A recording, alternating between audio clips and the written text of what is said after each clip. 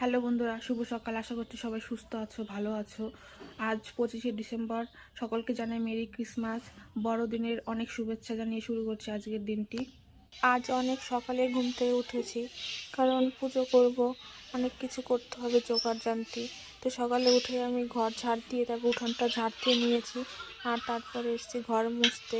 সব কিছুই আমাকে একা করতে হয়, কেউ সাহায্য করার মতো নেই। ঠাকুরমশাই বলে গেছেন আগের দিন এসে যে সকাল সকালে পুজোতে বসবেন। সকালে উঠে আমার মাথা ঘুরছিল ভেবে যে সকালে এত কাজের চাপ, তারপর সকলের জন্য রান্না বান্না করা, পুজোর সমস্ত জোগাড় জান্তি করা আমাকে একা হাতে করতে হবে। বাড়িতে যে কোনো অনুষ্ঠানই করো না কেন, ছোট কিংবা বড়, অনেকটাই ঝামেলা হয়। তারপর আবার উপোস থাকা সারাদিন।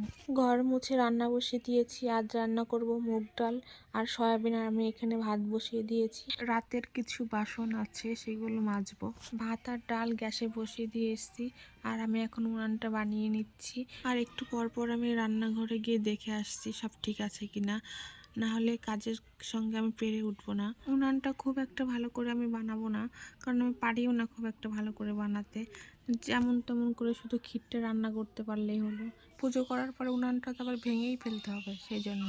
উনান বানানোর পর যেখানে পুজোতে বসবে সেই জায়গাটা একটু লেপে দেব, আর ঘরের সামনে তুলসী মণ্ডপের সামনে একটু লেপে নিয়েছি। আমি কাজ করছি, আমার কাজ করা দেখছে ভাগ্নে, সোম, অঙ্কিতা, রুদ্র আর আমার নন্দে জামাই। আমার এখনো অনেক কাজ বাকি আছে, ফুল তুলতে হবে, বাসনগুলো মাজতে হবে।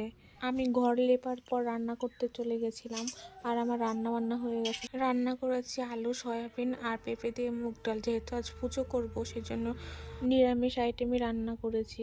আমি উপোস আছি, সেজন্য খাবো না। আর বাড়ির সবার খাওয়া দাওয়া হয়ে গেছে। আর এই দেখো উনান বানানোর পর এমন হয়েছে, আর পুরোটা লেপা হয়ে গেছে। আমি এখন চান করে উঠবো। আরও এখন অনেক কিছু গোছানোর বাকি আছে। এখানে বাসনগুলো মেজে ধুয়ে রেখে দিয়েছি।